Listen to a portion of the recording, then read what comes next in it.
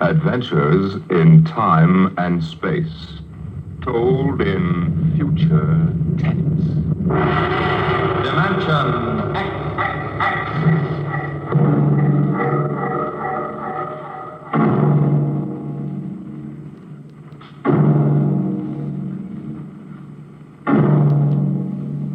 Can you predict what will come in 100 years?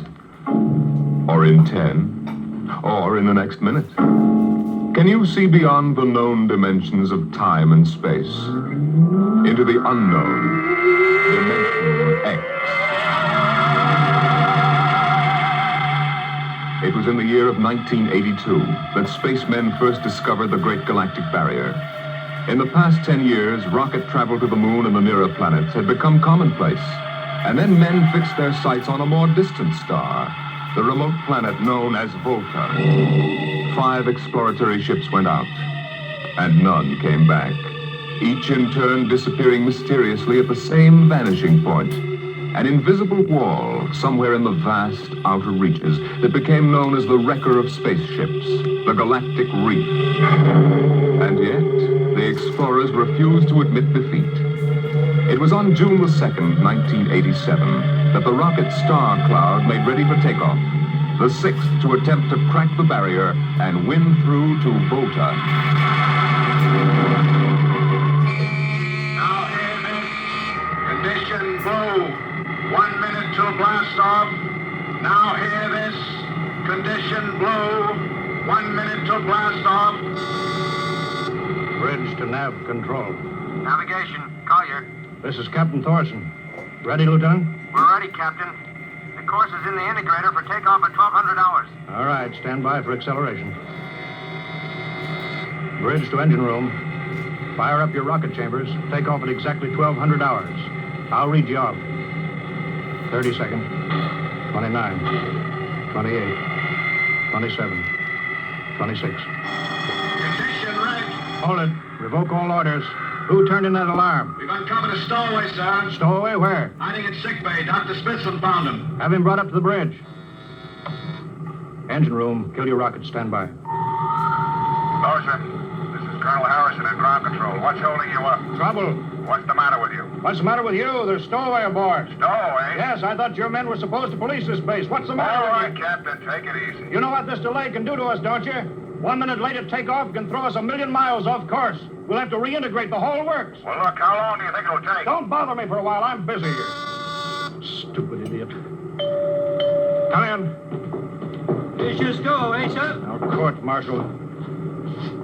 Charlie. Can you use a good radio man, Skipper? Oh, I see you two have met. Met. The Skipper and me made 50 trips to the moon together.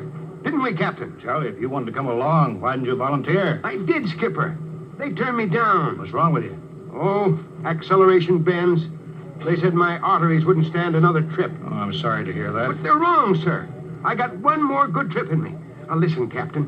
You know these green kids don't know the first thing about space radio operation. You put a man like me on, and I'll be getting you bedtime stories from Mars. You know the regulations as well as I do, Charlie. I can't take you as much as I'd like to. Colonel Harrison will murder me for this. I'm sorry, Charlie. I've put you aground. Tell you what, Charlie. I'll ask Harrison to put you on his ground radio contact. It'll seem as if you're right here with us. He won't do it, sir. He better. I'll have him busted to corporal for letting you sneak aboard. You'll be better off, Charlie. Paulson. Yes, sir. I'm sending a man down from the bridge. Put him aground. Give him time to clear the launching platform. Yes, sir. So long, Charlie. Sorry. Well, good luck, Skipper. I thought you were going to have him drawn and quartered. Than anybody else, I would have, Smitty. But Charlie, well, Charlie's kind of special. He's been with me since my first command, when we began the regular run to the moon. If he wanted to come along this time, well, it's only through loyalty to me. You know, Lewis, I didn't realize it before, but you're almost human. Navigation. Lieutenant Collier. Nav control, Collier. Lieutenant, how badly we fouled up. Can you recalculate the course, or shall I cancel the takeoff? I've already plotted a new course on the integrator, Oh, sir. that's quick work. Are you sure? Positive, sir. All right, Collier. Putting it in your hands. We'll blast off from your signal. Lewis, isn't that a lot of responsibility for a young green officer? Yeah, but if he can't do his job, I'd rather find out now than at the galactic barrier. Bridge to engine room. Ready your rockets. Prepare to blast off on navigator's signal.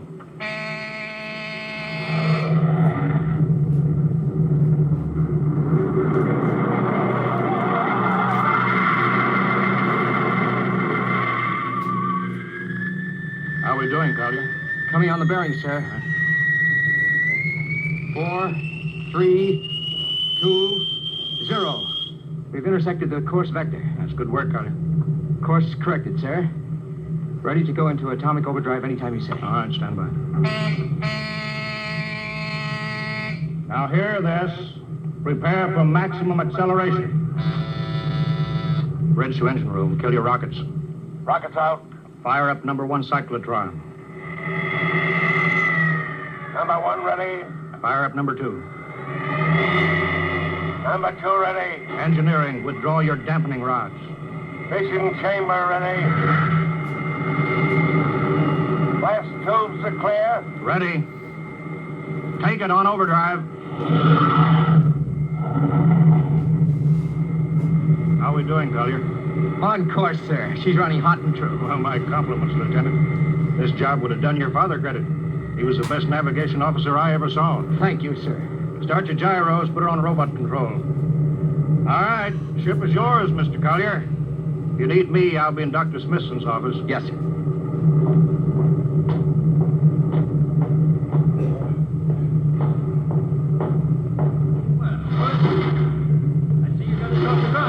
You can thank young Collier for that. Chip off the old block. Oh, you knew his father, huh? Matter of fact, I knew him very well. First-rate spaceman. Is he the one who, Yeah. Yeah, he was lost in the galactic barrier on the second ship we sent out to Volta. Louis, just what do you think this galactic barrier is? Your guess is as good as mine, Doc. All I know is that 5 ships have gone into it, and none of them have come back out. You think it's an it. How about Mestrovic's theory that it's a time warp in space, but that the ships reach it and slip into another dimension? I think that's rubbish. My theory is that the galactic barrier is nothing more than a radioactive layer of some kind. What makes you say that? Well, we know that radar signals bounce off it like they were hitting an invisible glass wall.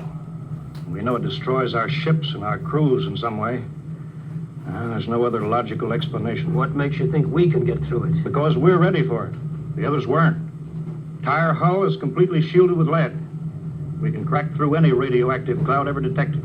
Besides, we're equipped with some new UHF radio devices that should enable us to maintain radio contact with Earth. Nothing can happen. Absolutely nothing. Who are you trying to convince, Louis? Myself, I suppose. Smitty, 5 ships are missing, and men like Prentice and Margetson and young Collier's father. I'm tired of seeing good men fed into that meat chopper. Then why are we going? We haven't any choice, Smitty. We're in a race. Kind of race where men and ships are expendable. Well, at least it won't be boring. I'll have to play physician morale builder and mother substitute for 112 slightly nervous men. Your morale doesn't sound too good, Doctor. As morale officer, I can state without fear of contradiction. It's terrible. And something tells me that as we approach that galactic barrier, I'm not going to be alone.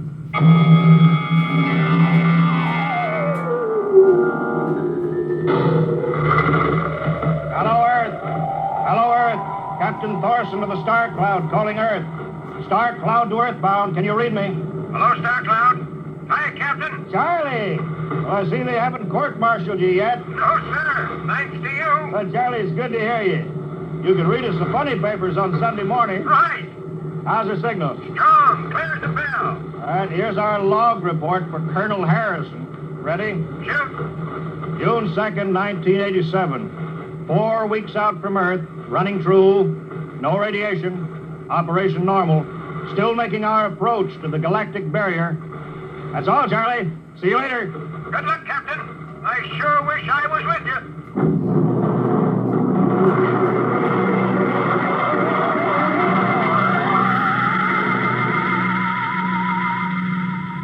How's the morale, Smitty? Well, the men know we're getting closer to the barrier. They're beginning to show a little tension, Louis. How's their physical condition? Any sickness? About half the crew has come down with space blues. Badly? Oh, same as usual. Lips and hands with the bluish cast. Eyes sensitive to infrared. I don't know. When I first started flying these tin cans, nobody ever heard of space blue. Well, there's a new theory that is caused by the terrific acceleration of these atomic overdrive ships. The change in gravity affects the circulation. What do you think? Oh, I think it's psychosomatic. I've noticed that the same men who get space blues under tension on a ship tend to get blue coloration back on Earth when they're upset. I guess it's an occupational disease of space navigators. You think it's just nerves, then? I don't know. But young Collier has a bad case. I think it's tension from overwork. Maybe he needs some vitamins. Lewis, when will you realize that vitamins are not a panacea for all the troubles of mankind?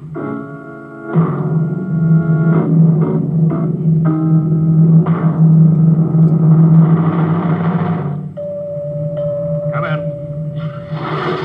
Oh, Lieutenant Carter. Sir, I understand you've relieved me from duty. Dr. Smithson says that you aren't looking very well. I'm giving you a rest. I feel perfectly able to continue, sir. Your lips are as blue as Minnetonka. I'd like to remain at my post, Captain. Don't be foolhardy, Lieutenant. I'm not being foolhardy, sir. I have a special personal reason for wanting this expedition to reach Volta. Your father? Yes, sir. You think he might still be alive? I have to find out what happened, sir. I think I understand. Very well, Collier. Report back to duty.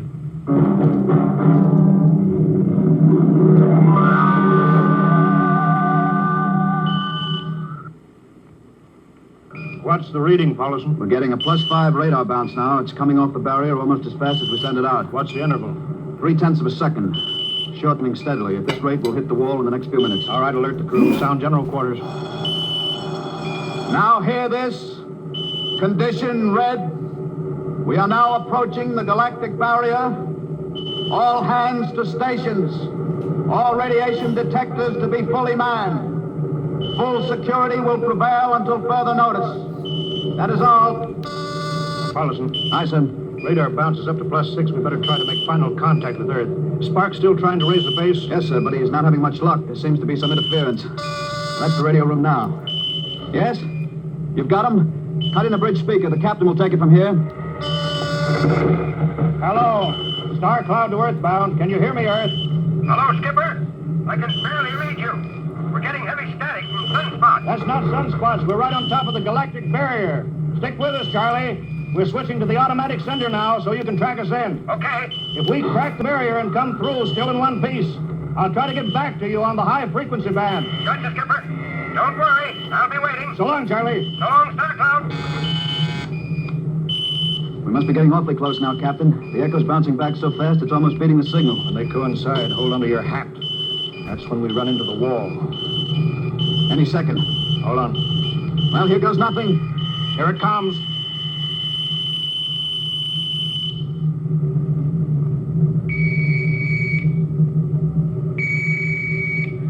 Captain, Why, nothing happened. we made it. We made it, Captain. No radiation, no time warp, no nothing. Why, the crew's gone crazy, sir. Let them. They earned it. Say, Doc, can you break out a few bottles of snake bite serum for medicinal purposes? I sure can, This calls for a celebration. How's your morale now? Couldn't be better. How's yours? Condition Hey, what- red. what Radiation detected. Condition red. Radiation detected. Good. Holy mackerel. Look at the needle on that indicator. Paulson. I see it, Captain. We're picking radiation like crazy. What's it like? It's a strong wave. What kind is it? I don't know. It's too long for a cosmic ray and too short for UHF. All right, track it down. Triangulate it. Make it fast. I want a directional fix. Yes, sir. Engine room. Yes, sir. We're picking up radioactivity. Is it the fission chambers? No leak, sir. Check your gauges. Nothing here, Captain. Must be coming from outside. Damage control. Yes, sir. Is our lead shield leaking radiation? Haven't found anything yet, sir. All right, keep at it. Paulson, how you doing? I've got a fix, Well, Captain. what is it? I have to recheck my figures. Well, hurry up. The angle is correct, but I don't... Come on, man, for Pete's sake. It's right, sir. What's right? Speak up. Where's the radiation coming from? It's coming from inside this ship. That's impossible. No, sir. I've checked it twice. Well, then, there's only one thing left to do. Paulson, get a Geiger counter. We're going to start combing the ship inch by inch. Ready, sir. All right, turn it on now. Yes, sir. We'll check the atomic guns first. Cut through the officers' quarters to ordnance. Come on. Wait a minute, sir. What is it? The signal's weaker now. Let's go back.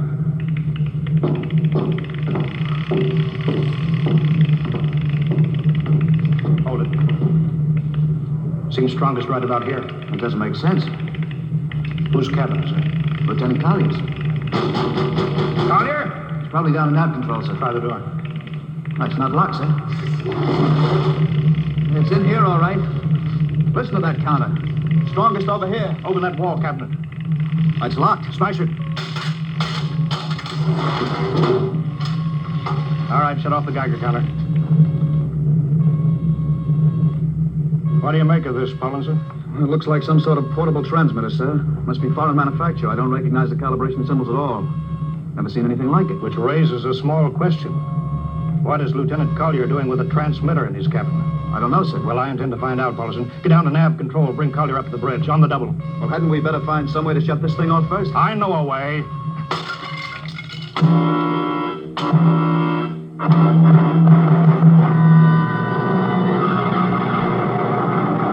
Lieutenant Collier, I'm going to ask a few simple questions, and I want a few simple answers. Yes, sir.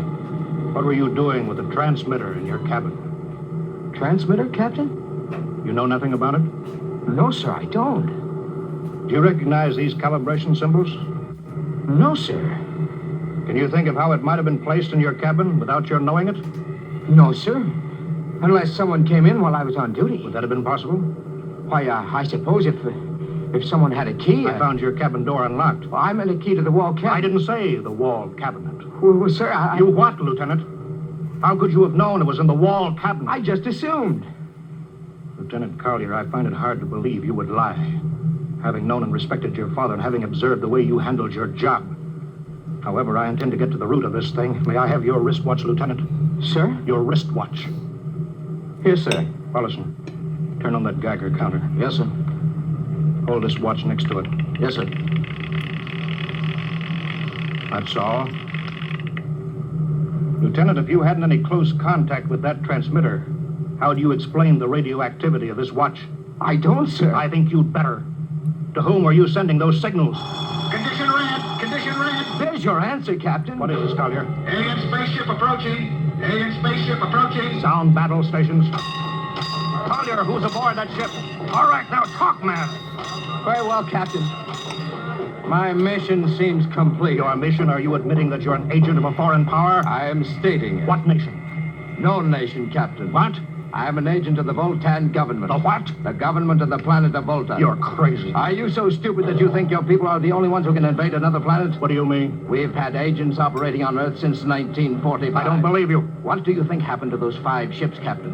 Where do you suppose we got our information, your language, your culture, family background? But your appearance, you look... Like Commander Collier? Is that so surprising, Captain? We had a living model. I ought to kill you. That would be very foolish. I would advise you to surrender without delay. Alien ship now coming in ordnance range. I'll deal with you later, Collier. Pollinson, sir, put this man in irons. Take him away. Don't worry, sir. We'll take good care of him. Carpenter! Robinson! Gunnery, Gunnery Richardson. what's the range? 10,000 meters. They're closing fast. Put your guns on radar tracking. Tracking. Coming on a burn.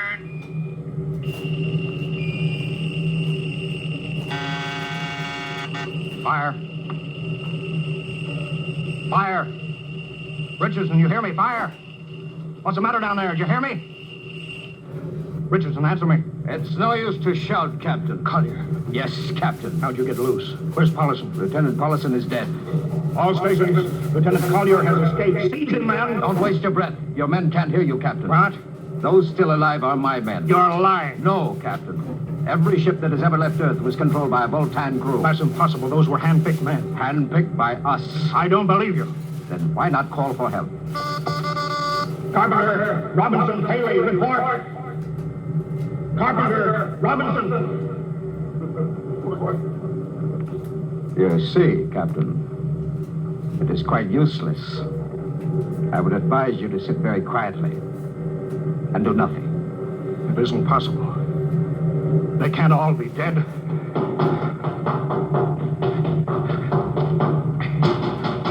Smitty! Dr. Smithson! Smitty, what have they done to you? No, Oh, those dirty... Don't talk, Smitty. closer. Not much time. Lewis. Space blues. Space blues, what is it, Smitty? What are you trying to tell me? All men with space brews.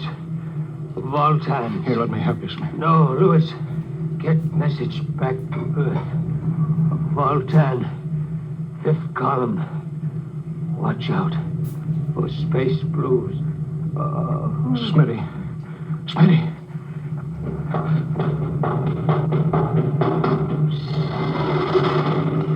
Hello.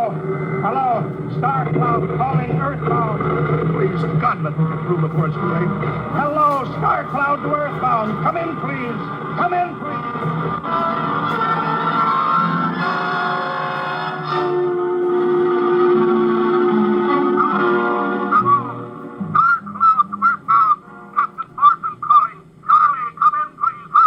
Hello? Hello, can you hear me, Johnny? Skipper, is that you? Are you getting my signal? It's coming in a little louder now, Skip.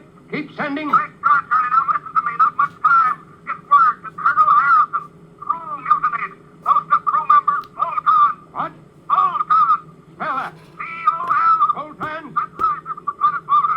Skipper, are you all right? Johnny, this is serious. They'll be here any second now. Listen, they have a 5th column on Earth. They're planning to invade you. You don't mean it. Of course I mean it.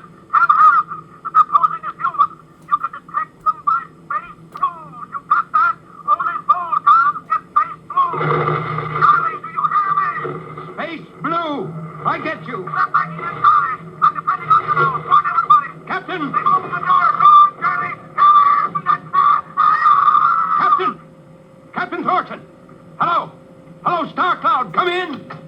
What's the trouble, Sergeant? We're just trying to raise the Star Cloud, Colonel. Had any luck? No, sir. No contact. No contact? No, sir. Nearly an hour since they hit the galactic barrier.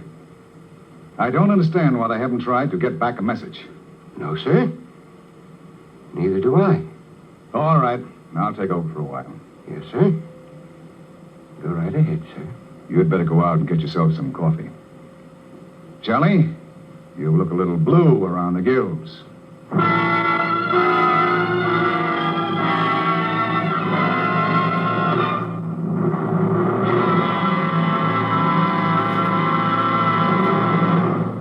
You have just heard No Contact, an adventure in time, space, and the unknown. Dimension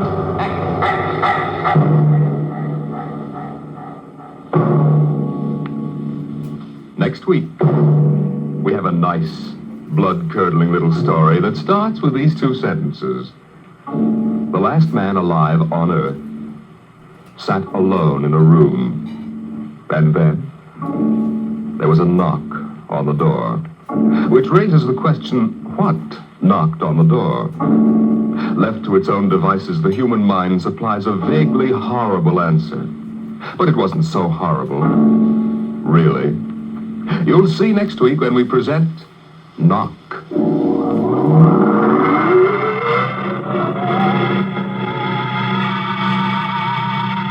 Tonight, Dimension X has presented No Contact, an original story written by George Lefferts, from the storyline by Lefferts and Ernest Kenoy.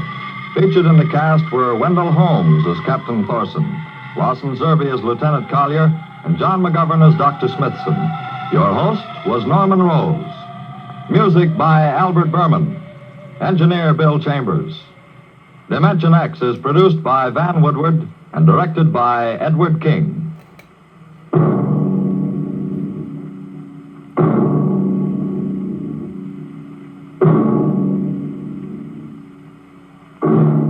Tomorrow, hear Sam Spade. Now, it's Truth or Consequences on NBC.